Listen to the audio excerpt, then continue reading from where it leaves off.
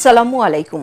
ATN Bangla সংবাদে সবাইকে স্বাগত জানাচ্ছি সীমা খান। শুরুতেই বিআরবি কেবলস সংবাদ শিরোনাম। দেশে ফিরতে সপরিবারে লন্ডনে হিথ্রো বিমানবন্দরের পথে তারেক রহমান। মধ্যরাতে ছাড়বে বিমান। স্বদেশ প্রত্যাবর্তন স্মরণীয় করে তোলায় দেশবাসীর প্রতি কৃতজ্ঞতা বিএনপি। দলের কাণ্ডারি তারেক রহমানকে বরণ করতে গণসংবর্ধনার মঞ্চ প্রস্তুত। ৩০০ ফিটে মানুষের ভিড়। শুক্রবার জিয়াউর রহমানের মাজার ও জাতীয় স্মৃতিসৌধে শ্রদ্ধা। আরও 10টি আসনে সমঝোতা বিএনপির। ঢাকা 12-তে সাইফুল হক এবং 13 আসনে ববি হাজ্জাজকে মনোনয়ন। ঋণ খেলাপির অভিযোগে নির্বাচনে অংশ নিতে পারছেন না মান্না। নির্বাচনী প্রক্রিয়ায় সন্তোষজনক সংস্কার হয়নি, মন্তব্য বদিউল আলম মজুমদারের। প্রার্থীদের ব্যয়সীমা নিয়ন্ত্রণ করা না গেলে দুর্নীতি বাড়বে, বললেন দেবপ্রিয় ভট্টাচার্য।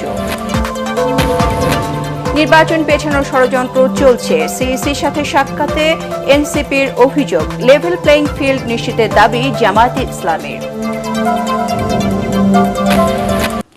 শুনছিলেন বিআরবি কেবলস সংবাদ শিরোনাম। এবারে জানাবো বিস্তারিত।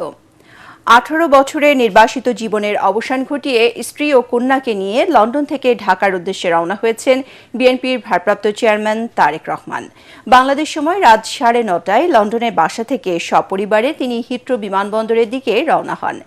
রাত 12:30টা নাগাদ বিমান বাংলাদেশ এয়ারলাইন্সের বিমান সফরসঙ্গী সহ তারেক রহমানকে নিয়ে দেশের পথে রওনা হওয়ার কথা রয়েছে।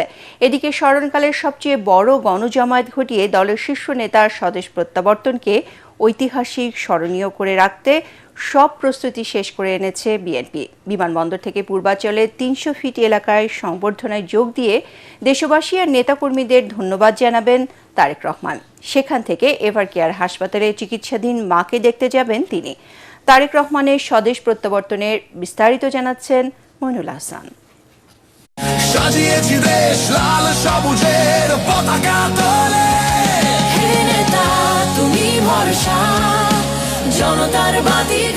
মাতৃভূমিতে ফিরে আসা, দেশের মাটিকে স্পর্শ করার অপেক্ষায় এখন উৎসব আমেজ জিয়া পরিবারে। গেল কয়েকদিন ধরে সামাজিক যোগাযোগ মাধ্যমে জিয়া পরিবারের তৃতীয় প্রজন্ম তারেক রহমান, ডাক্তার জুবাইদা দম্পতির একমাত্র সন্তান জাইমা রহমানের পোস্টের সেই উচ্ছ্বাস ছুঁয়ে গেছে গোটা দেশবাসীকে।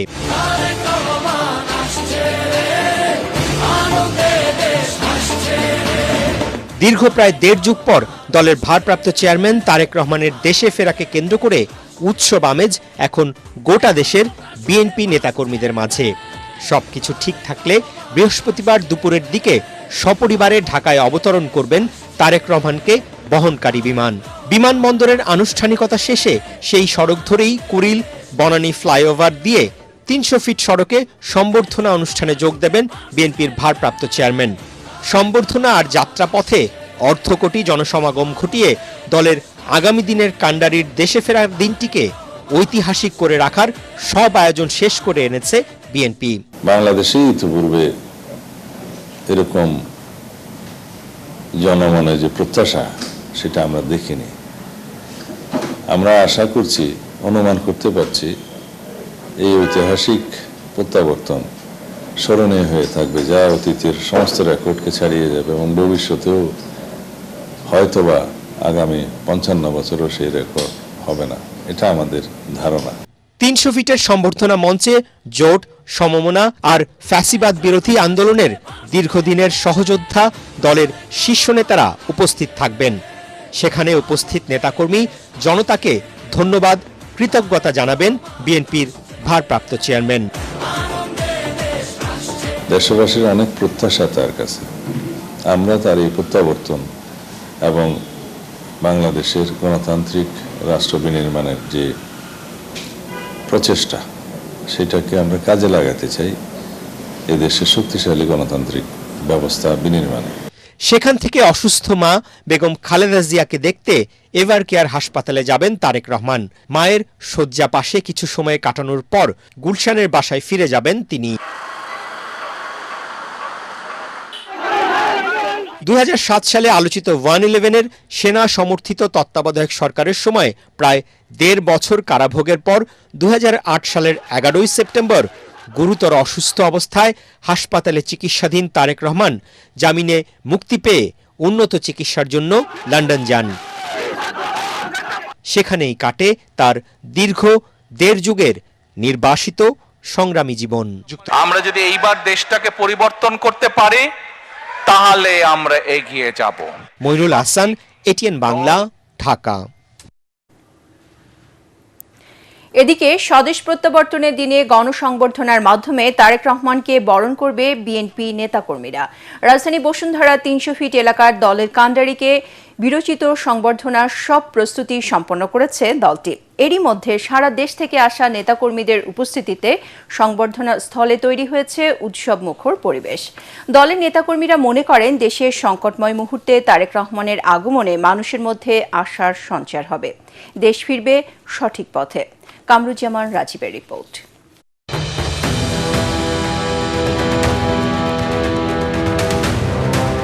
সব শঙ্কার অবসান ঘটিয়ে অবশেষে স্বদেশের মাটিতে পা রাখছেন বিএনপির ভারপ্রাপ্ত চেয়ারম্যান তারেক রহমান। দীর্ঘ ১৭ বছর নির্বাসিত জীবনে থাকা প্রিয় নেতাকে বরণ করে নিতে তাই কোনো কমতি রাখতে চান না বিএনপি নেতাকর্মীরা। তার স্বদেশ প্রত্যাবর্তনকে স্মরণীয় করে রাখতে রাজধানীর ৩০০ ফিটের ৩৬ জুলাই অ্যাভিনিউতে আয়োজিত গণসংবর্ধনায় অংশ নিতে দেশের সব জেলা থেকে আসছেন নেতাকর্মীরা। রেকর্ড সংখ্যক মানুষের উপস্থিতিতে তারেক রহমানকে বরণ করতে চান তারা। আমি মৌলভীবাজার থেকে এসেছি আমার নেতাকে একটা পলক দেখার জন্য। আজকে 2 দিন যাবত এখানে অবস্থান করতেছি। এখানে আসছি শুধু তারেক রহমানের ভালোবাসার জন্য। সে মাটি ও মানুষের নেতা। তারেক যদি আসে বাংলাদেশের মাটির মাঝে তাহলে এটা দেশ সুন্দরভাবে চলবে, দেশ মুক্ত হইব ইনশাল্লাহ। নেতাকর্মীরা বলছেন বর্তমান রাজনৈতিক প্রেক্ষাপটে তারেক রহমানের দেশে ফেরা অত্যন্ত তাৎপর্যপূর্ণ। দেশের মানুষ পাবে সঠিক নেতৃত্ব। বাংলাদেশের ইতিহাসের এক নতুন সন্ধিক্ষণে আমরা মিলিত হচ্ছি। নতুন এক ইতিহাসের সঙ্গে দেশবাসী আমরা পরিচিত হব ইনশাআল্লাহ। তারেক জিয়া আসলে এই দেশের উন্নয়ন হবে, এই দেশকে একটা দুর্নীতি মুক্ত সুশাসন যুক্ত দেশ গড়বে।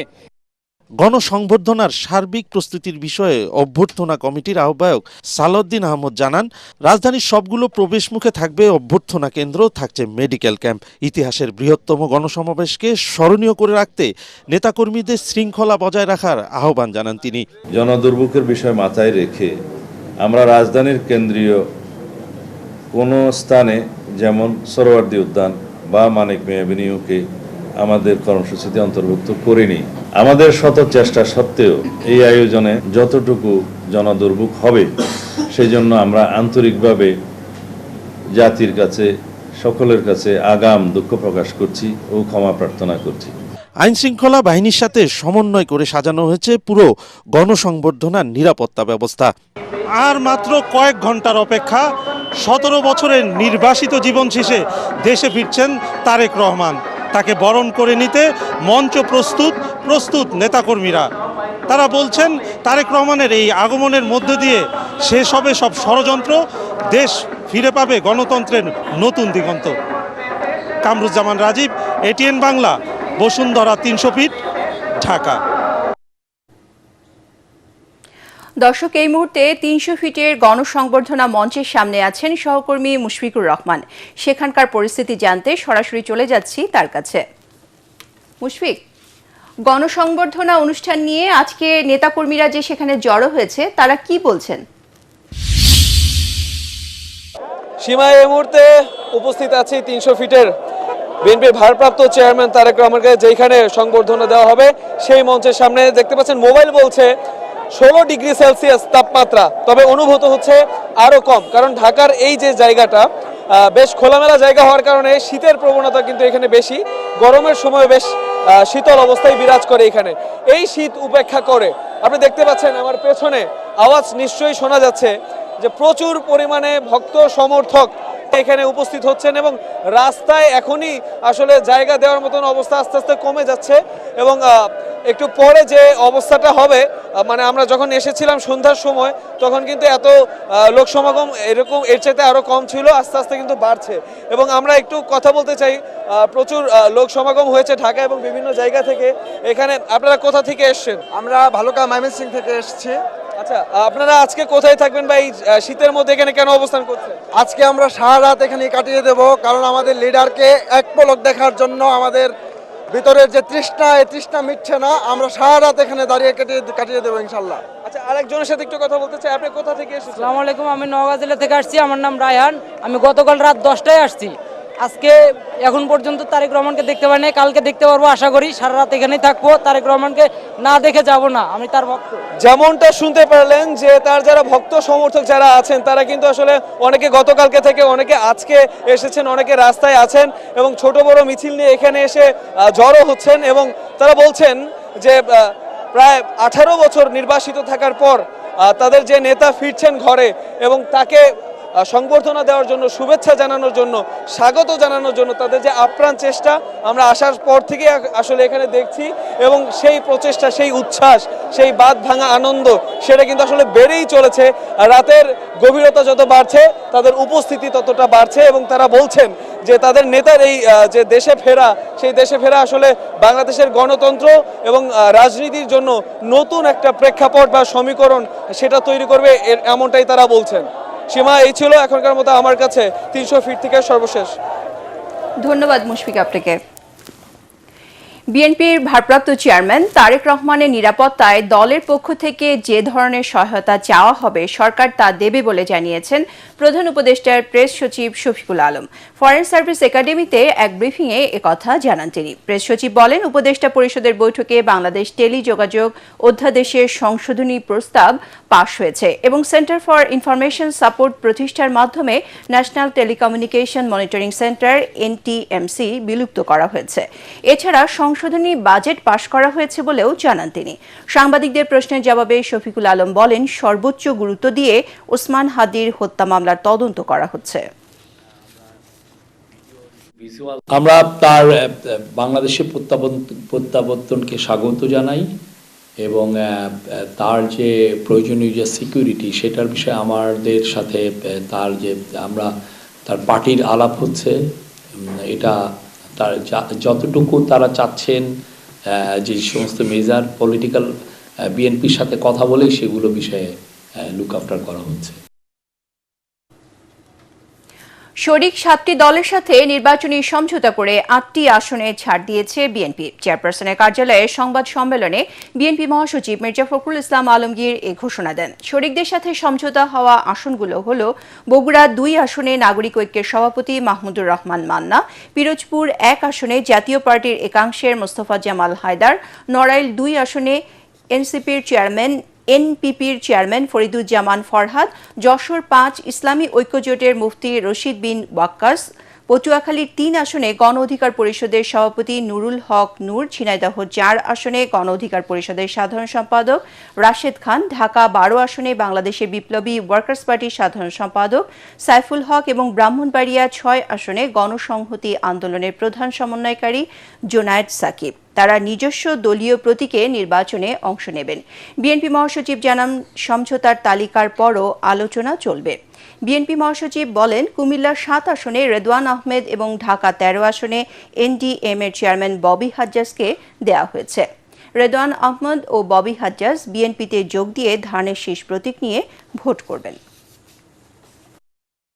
যশোর 5 মুফতি রশিদ বিন ওয়াক্কাস ইসলামী ঐক্য জোট, ঝিনাইদহ 4 মোহাম্মদ রাশেদ খান গণ অধিকার, ববি হাজ্জাজ এনডিএম তিনি বিএনপিতে যোগ দেবেন এবং সেটা ঢাকা 13। বিপ্লবী ওয়ার্কার্স পার্টির জনাব সাইফুল হক ঢাকা 12, মাহমুদুর রহমান মান্না বগুড়া 2 নাগরিক ঐক্য, নুরুল হক নূর গণ অধিকার পটুয়াখালী 3, ব্রাহ্মণবাড়িয়া 6 মোহাম্মদ জুনায়েদ আব্দুর রহিম সাকি গণসংহতি আন্দোলন। এদিকে ঋণ খেলাপির তালিকা থেকে নাম বাতিলের নির্দেশনা চেয়ে নাগরিক ঐক্যের সভাপতি মাহমুদুর রহমান মান্নার করা রিট খারিজ করে দিয়েছে হাইকোর্ট। এতে জাতীয় সংসদ নির্বাচনের সদস্য পদে প্রার্থিতা হারাচ্ছেন তিনি। বিচারপতি বজলুর রহমান ও বিচারপতি মঞ্জুর আলমের সমন্বয়ে গঠিত হাইকোর্ট বেঞ্চ বুধবার শুনানি শেষে এ আদেশ দেন। গত 10 ডিসেম্বর মাহমুদুর রহমান মান্নার আফাকু কোল্ড স্টোরেজ লিমিটেডের কাছে খেলাপি 38 কোটি টাকা আদায়ের জন্য নোটিশ জারি করে ইসলামী ব্যাংক। নির্ধারিত সময়ের মধ্যে টাকা পরিশোধ না করলে তার বিরুদ্ধে আইনগত ব্যবস্থা নেওয়ার কথাও নোটিশে বলা হয়। আগামী 28 তারিখ চেম্বার আদালতে এই আদেশের বিরুদ্ধে আবেদন করবেন মান্নার আইনজীবীরা। তারেক রহমানের সংবর্ধনায় নির্বাচনী আচরণবিধি লঙ্ঘন হবে কিনা তার রিটার্নিং কর্মকর্তা দেখভাল করছেন বলে জানিয়েছেন ইসি সচিব আক্তার আহমেদ। এর আগে প্রধান নির্বাচন কমিশনারের সাথে দেখা করে লেভেল প্লেইং ফিল্ড নিশ্চিত করা, নির্বাচনী আচরণবিধি লঙ্ঘন ঠেকানো ও অবৈধ অস্ত্র উদ্ধার সহ বিভিন্ন দাবি জানায় জামায়াতে ইসলামী। অন্যদিকে দুপুরে আগারগাঁও প্রধান নির্বাচন কমিশনারের সঙ্গে সাক্ষাৎ শেষে নির্বাচন পেছানোর ষড়যন্ত্র চলছে অভিযোগ করে এনসিপি। খায়রুল ইসলামের রিপোর্ট।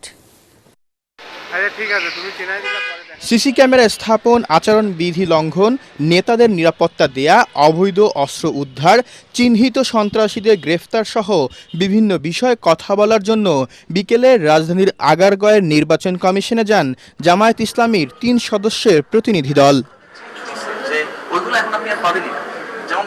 প্রধান নির্বাচন কমিশনারের সাথে প্রায় 1 ঘন্টার বৈঠক শেষে দলের সহকারী সেক্রেটারি জেনারেল এহসানুল মাহবুব জুবায়ের বলেন, বড় একটি দল জনগণকে 50 কোটি ফ্যামিলি কার্ড দেওয়ার কথা বলে আচরণবিধি লঙ্ঘন করছে। কেউ ভিভিআইপি ফ্যাসিলিটিস পাবেন, আবার কেউ পাবেন না। এটা তো লেভেল প্লেইং ফিল্ডের হলো না। এটাকে এই বিষয়টি ওনাদের দৃষ্টি আকর্ষণ করেছে। ওনারা বলেছেন যে এই বিষয়টি সংশ্লিষ্ট যে মন্ত্রণালয় দেখেন তাদের সাথে তারা কথা বলবেন।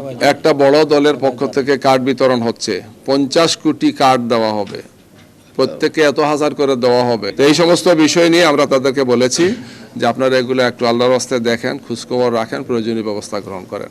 এর আগে মঙ্গলবার দুপুরে প্রধান নির্বাচন কমিশনারের সঙ্গে সাক্ষাৎ শেষে জাতীয় নাগরিক পার্টি এনসিপির মুখ্য সমন্বয়ক নাসির উদ্দিন পাটোয়ারি বলেন, সকল ষড়যন্ত্র মোকাবেলা করে আগামী 12 ফেব্রুয়ারি নির্বাচন অনুষ্ঠিত করতে হবে। আমরা ইতিমধ্যে দেখতে পেয়েছি একটি দলের পক্ষ থেকে না ক্যাম্পেইনের কর্মসূচি চালু হয়েছে। আমরা তাদেরকে বলেছি যে আপনারা একটু খোঁজ নেবেন, যাতে বাংলাদেশ যাতে কোনোভাবেই পিছিয়ে যাওয়ার চেষ্টা যারা করছে তারা সে সুযোগটা না পায়। সন্ধ্যায় সাংবাদিকদের সাথে কথা বলেন ইসি সচিব আক্তার আহমেদ। এ সময় তারেক রহমানের সংবর্ধনায় নির্বাচনী আচরণবিধি লঙ্ঘন হবে কিনা সাংবাদিকদের এমন প্রশ্নের জবাব দেন তিনি।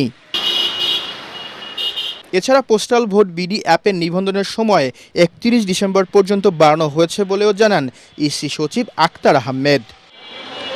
খায়রুল ইসলাম, এটিএন বাংলা, ঢাকা। নির্বাচনী প্রক্রিয়ায় সন্তোষজনক সংস্কার হয়নি বলে মন্তব্য করেছেন সুজন সম্পাদক ডক্টর বদিউল আলম মজুমদার। নির্বাচনী ব্যবস্থার সংস্কারে অগ্রগতি পর্যালোচনা বিষয়ে রাজধানীর সিডাব মিলনায়তনে গোলটেবিল আলোচনায় তিনি একথা বলেন।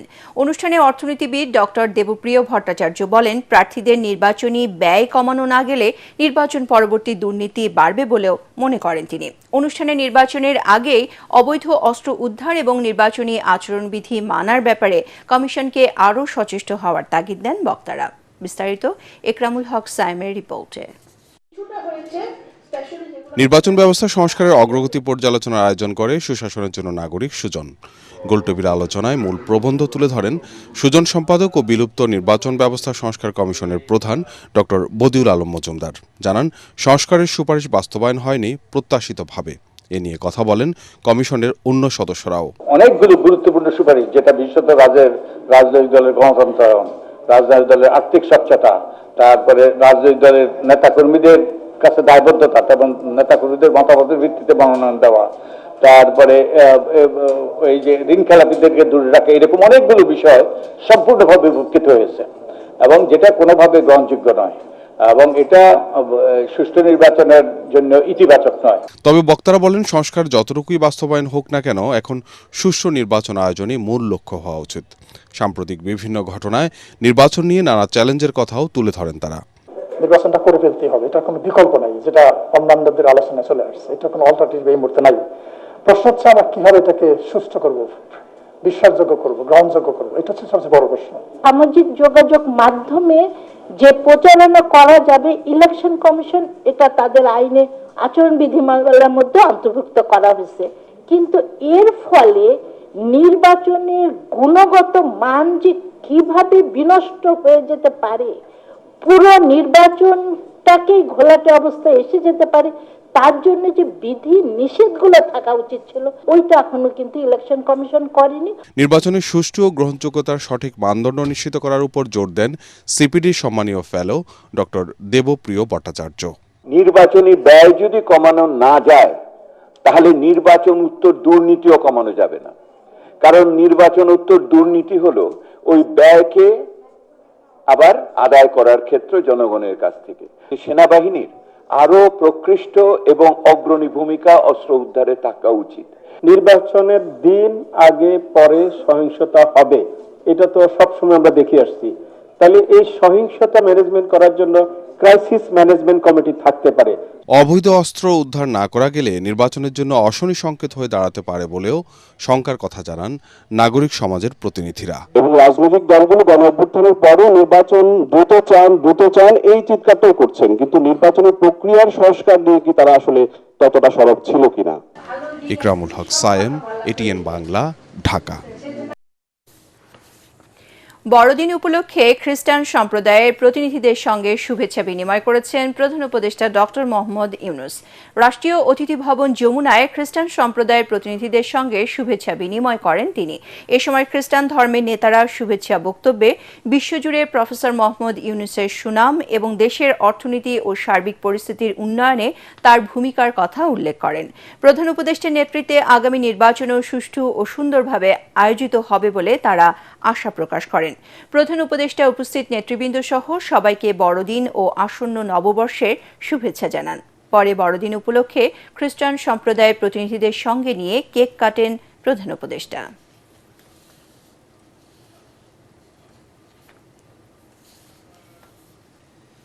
ছিনতাই, ভাঙা সড়ক ও যানজট নিরসনের প্রতিশ্রুতি নিয়ে ভোটারদের কাছে ছুটছেন গাজীপুর ২ আসনের প্রার্থীরা। এখানকার ভোটাররা বলছেন, ঘন বসতি ও দ্রুত নগরায়নের কারণে সমস্যাগুলো অনেক বেশি। জনদুর্ভোগ নিরসনে যিনি ভূমিকা রাখবেন তাকেই আগামী নির্বাচনে ভোট দেবেন তারা। খায়রুল ইসলামের রিপোর্ট।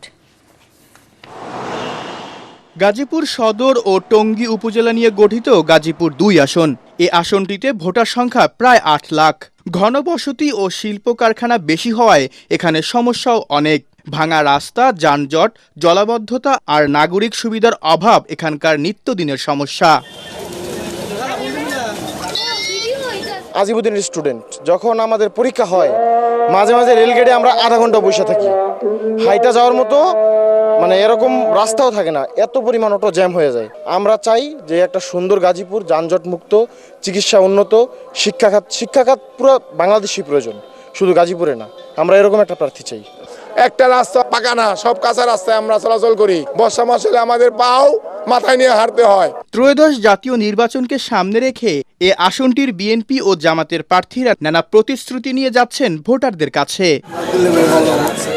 নির্বাচিত হলে শ্রমিকদের আবাসন, স্বাস্থ্যসেবা, আধুনিক সড়ক অবকাঠামো, যানজট নিরসনে ফ্লাইওভার ও বিকল্প সড়ক করার প্রতিশ্রুতি দিচ্ছেন বিএনপি মনোনীত প্রার্থী এম মঞ্জুরুল করিম রনি। আমার মানুষের কাছে আহ্বান থাকবে, গাজীপুরবাসীর কাছে, তারা ধানের শীষে ভোট দেয় এবং ইনশাল্লাহ একটি পরিকল্পিত গাজীপুর এবং বাংলাদেশ গড়ার লক্ষ্যে আমরা একসাথে কাজ করব। এদিকে জয়ী হলে গাজীপুর ২কে পরিকল্পিত ও বাসযোগ্য আসনে রূপান্তরের কথা জানান জামায়াত ইসলামের মনোনীত প্রার্থী হোসেন আলী।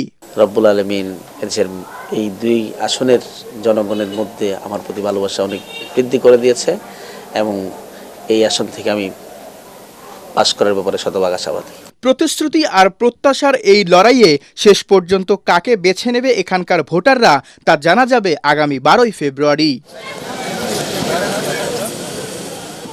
খায়রুল ইসলাম, এটিএন বাংলা, গাজীপুর। সালাম স্টিল ভোটের গাড়ি নিয়ে রাজশাহী ২ আসনে আছেন সহকর্মী আলী আসগর ইমন। সেখানকার ভোটের হালচাল জানাচ্ছেন তিনি। সালাম স্টিল ভোটের গাড়ি নিয়ে আমি চলে এসেছি রাজশাহীতে, আর আমি এখন দাঁড়িয়েছি রাজশাহীর একটি বিখ্যাত জায়গা সিএনবি মোড়ে। এখানকার ভোটাররা আসন্ন নির্বাচন নিয়ে কি ভাবছে চলুন তাদের মুখ থেকে শুনি। নির্বাচন নিয়ে আসলে তেমন এখন উদ্যোগতা নাই মানুষের মাঝে। আসলে এই যে বিরাট একটা সংগ্রাম করে স্বাধীনতার পরে আসলে মানুষ নির্বাচনমুখী হচ্ছে না, হয়তো হবে। আমরা চাই শান্ত পরিবেশে বাঁচতে। আমরা আশা করি জনগণের সরকার হওয়া উচিত, আত্মকেন্দ্রিক না, নিজের জন্য ভাববে এমনটা না, জনগণের জন্য ভাববে। এখন পর্যন্ত আমরা তেমন সরকার পাচ্ছি না, পাবো না, এই নির্বাচনও পাবো না।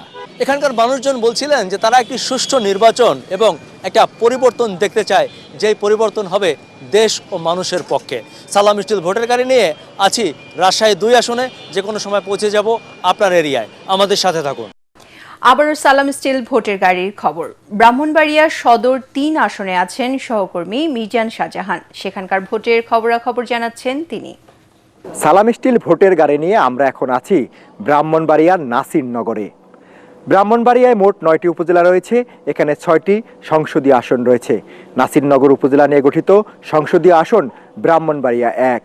এখানে বিএনপির মনোনীত প্রার্থী এম এ হান্নান, অন্যদিকে জামাত মনোনীত প্রার্থী এ কে এম আমিনুল ইসলাম। এখানে আরেকজন প্রার্থী রয়েছেন যিনি 2024 সালের নির্বাচনে আওয়ামী লীগ মনোনীত প্রার্থীকে হারিয়ে স্বতন্ত্র এমপি হয়েছিলেন একরামুজ্জামান সুখন।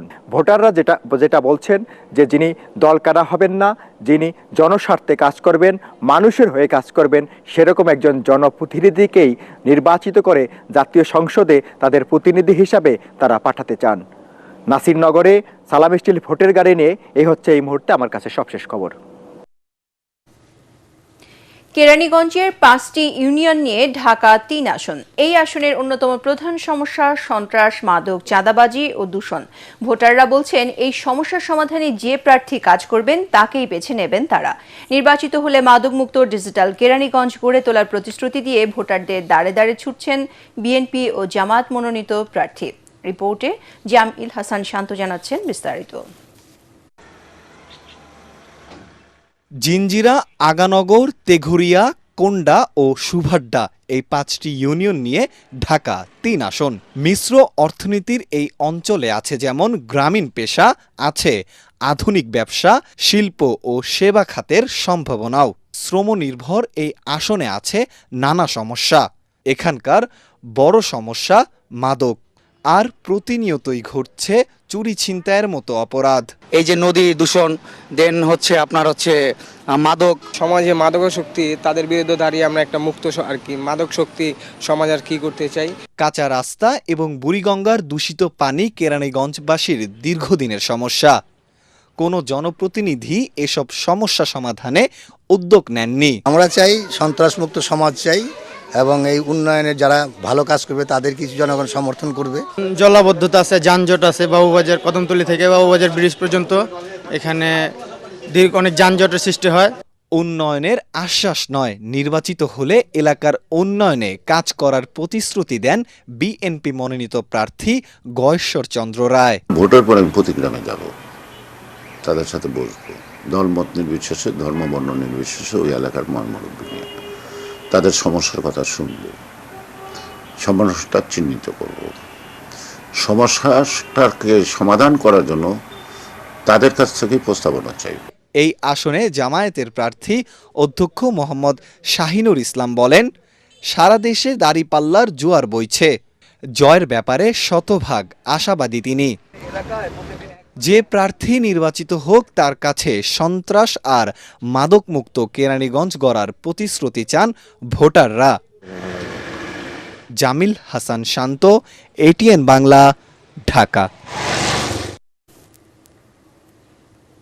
পূবালী ব্যাংক বাণিজ্য সংবাদ।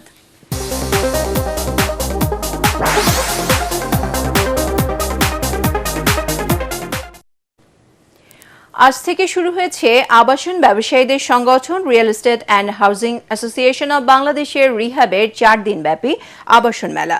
অনুষ্ঠানের উদ্বোধন করেন রাজুক চেয়ারম্যান ইঞ্জিনিয়ার রিয়াজুল ইসলাম। এ সময় পরিবেশ বান্ধব আবাসন ব্যবস্থা গড়ে তুলতে ব্যবসায়ীদের প্রতি আহ্বান জানান তিনি। এবারের ফেয়ারে অংশ নিয়েছে 220টি স্টল।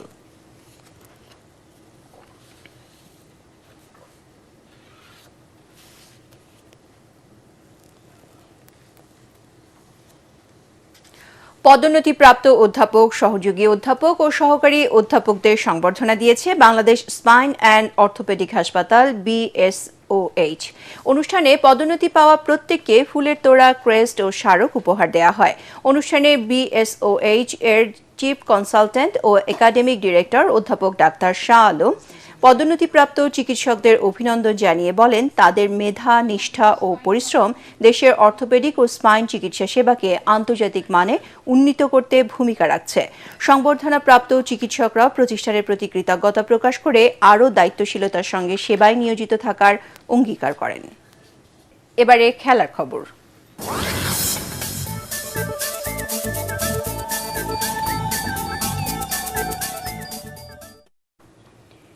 এবারের বাংলাদেশ প্রিমিয়ার লিগের রাজশাহী ওয়ারিয়র্সকে হয়ে মাঠ মাতাবেন সন্দীপ লামিছানে।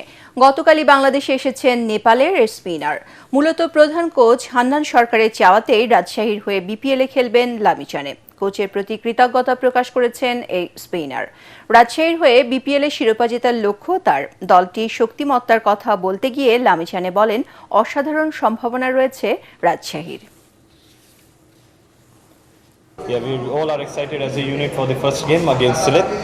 আপনি যখন কোনো ফ্র্যাঞ্চাইজি লিগে খেলেন তখন স্থানীয় খেলোয়াড়দের পারফরমেন্স খুব গুরুত্বপূর্ণ হয়ে ওঠে। রাজশাহী ওয়ারিয়র্সে অনেক প্রতিভা আছে। আমি এদের অনেকের সঙ্গেই আগে খেলেছি, তাই তাদেরকে চিনি। আমরা সিলেটের বিপক্ষে প্রথম ম্যাচের জন্য পুরো দল বেশ রোমাঞ্চিত। On experience, so I guess it's a very balanced team, and everyone is really pumped up to give everything possible from their side to win the title. সংবাদ শেষ করার আগে বিআরবি কেবল শিরোনামগুলো আরও একবার। দেশে ফিরতে সপরিবারে লন্ডনে হিথ্রো বিমানবন্দরের পথে তারেক রহমান। মধ্যরাতে ছাড়বে বিমান। স্বদেশ প্রত্যাবর্তন স্মরণীয় করে তোলায় দেশবাসীর প্রতি কৃতজ্ঞতা বিএনপি। দলের কান্ডারি তারেক রহমানকে বরণ করতে গণসংবর্ধনার মঞ্চ প্রস্তুত। ৩০০ ফিটে মানুষের ভিড়। শুক্রবার জিয়াউর রহমানের মাজার ও জাতীয় স্মৃতিসৌধে শ্রদ্ধা। আরও 10টি আসনে সমঝোতা বিএনপির। ঢাকা 12-তে সাইফুল হক এবং 13 আসনে ববি হাজ্জাজকে মনোনয়ন। ঋণ খেলাপির অভিযোগে নির্বাচনে অংশ নিতে পারছেন না মান্না। নির্বাচনী প্রক্রিয়ায় সন্তোষজনক সংস্কার হয়নি, মন্তব্য বদিউল আলম মজুমদারের। প্রার্থীদের ব্যয়সীমা নিয়ন্ত্রণ করা না গেলে দুর্নীতি বাড়বে, বললেন দেবপ্রিয় ভট্টাচার্য। নির্বাচন পেছানোর ষড়যন্ত্র চলছে। সিরিসির সাথে সাক্ষাতে এনসিপির অভিযোগ। লেভেল প্লেইং ফিল্ড নিশ্চিতের দাবি জামায়াত ইসলামের। পরবর্তী সংবাদ দেখার আমন্ত্রণ জানিয়ে এখনকার মতো শেষ করছি। ATN বাংলা সংবাদ ইউটিউবে দেখতে ব্রাউজ করুন youtube/ATN বাংলা নিউজ। ধন্যবাদ সবাইকে।